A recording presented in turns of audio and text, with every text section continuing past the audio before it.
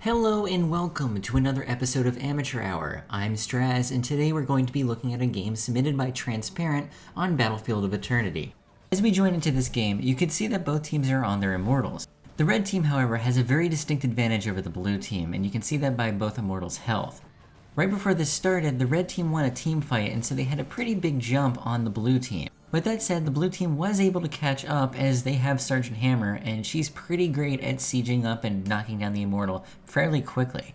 Still, the red team wins it, and now they're looking and trying to decide what to do with their Immortal. The blue team, on the other hand, is trying to figure out how to best defend their base from this Immortal and the impending push from red team. They're going to make the right choice and defend their top fort here. They're going to be able to drop this Immortal fairly quickly as it has very few shields. This is a good call, and it's going to save this top fort for them. It's also worth mentioning is, as you can see up here, there's blue minions pushing on red team's base. Honestly, they should probably send someone back to deal with this. Instead, they're going to make the call here to send all 5 people after this fort, believing that their Immortal has enough life left to take it down. Unfortunately, if you look at the bottom right of your screen, you can see that the Immortal really is just about to drop. In fact, as soon as we unpause this, it is going to drop, which means that the entire blue team is going to drop like a giant tsunami on the red team, trying to snuff out the fires in their hearts. Now, with that said, I don't think that they should just back off here. I think they can take both these towers, this gate, the well, and probably do a decent bit of damage to the fort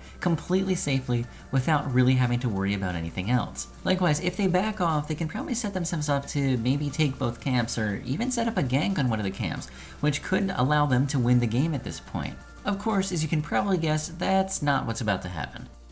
The Immortal dropping right here is their cue that they need to get out, or if they don't immediately get out, then they need to drop some of those spells and then mount up and just leave. Instead, you can see that they're going to dedicate themselves to this fort. They're going to push in quite a bit. Now, while they are actually going to pick it up, you can see Rainer's going to pop his ult, and the blue team is going to descend on them. Murden's going to get saved here by a Divine Shield from Uther, and Joanna is going to get sucked up by a Maw from Zagara. This actually sets up an escape pretty well for them, but for whatever reason, a lot of them just aren't deciding to mount, and instead are deciding to continue to poke the blue team. Now I get it, both Kael'thas and Muradin are essentially trying to be the hero that the red team needs. Unfortunately, they don't deserve them right now, and they just kinda need to save themselves. Muradin should have never jumped back here to try and stop Joanna, and in doing so, and trying to be a hero, he's actually damning his whole team, as you can see Joanna's gonna ult on 3 of them, which means that Kael'thas and Uther are basically as good as dead, and while Zagara makes it out here, it's only because of Uther's heroic sacrifice, else she would have gone down too. Yet Zagara doesn't understand the mortal danger she's in, as she decides to turn around here to summon a Mutalisk onto Sonya, which does basically nothing. In fact, it literally does nothing. They don't even pay attention to it because the damage it does is so little, it just doesn't matter. Seriously, check out Tyrande arrow. Had that been better aimed, Zagara is dead right now. Now, even though that was bad for the red team, things are going to get even worse. Werewolf of London and Zagara are going to be sitting here to try and get some damage out on the blue team, but honestly, they're really not going to do too much, and luckily for them, they kind of know it. Muradin didn't get the memo though, and he wants to take some names. Unfortunately, the only name that's going to be taken is his, and it's going to be put right on his tombstone. That death served no purpose. There was no way that he was going to be able to 5v1 that whole team, or even 3v5 them. Sergeant Hammer was sieged in the back, Joanna was protecting her, Rainer was right there too, and also Sonya, and Tyrande. There was no point. This leaves Zagara and the Wolfman to defend this fort, and it's just not gonna happen. You can see Greymane pushes a little too far and goes down.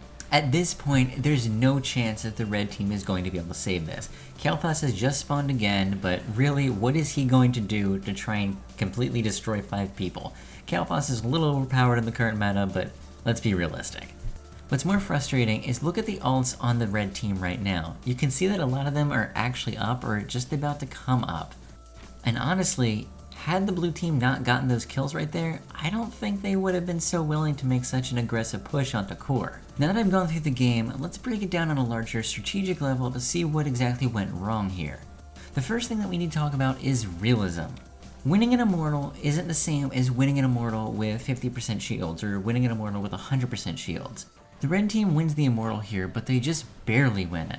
Now, we can say some things about why that's the case. Segura goes back to clear a wave, and maybe that was not a good idea there. Muradin wasn't where he should have been, stuff like that. But honestly, whatever. This is the Immortal they have, and it's what they have to work with. They seem to know this as they go bottom here, and I think that signifies that. Had they gone top, that would have signified that they thought the Immortal was powerful enough to deflect the blue team's attacks onto it instead of them, meaning that not only could they maybe get a kill, but they would definitely get that fort. The fort that they take here is a good example of a fort that should have always been taken. It was absolutely a free way for them to get a bunch of experience, to get a little bit of lead, and to get some damage onto the inner keep walls and towers of the blue team. Yet they seem to forget almost immediately how little health their Immortal had, as really there's no reason for them to be sticking around here at this point. And you can even see that Kael'thas, very clearly that little stutter step there, he doesn't want to be there. He's got the right idea, as honestly, while it was probably an overextension for them to be there, I mean it was an overextension for them to be there, they can still escape here. It's completely within the realm of possibility. Yet the mistake that is made here is made by multiple players on red team. Now what happens here is that all the players on red seem to be wanting to play the role of the hero. While I mentioned that before, it's important to understand why that's a bad thing. In Heroes of the Storm, a lot of times you're going to be tempted to save a teammate.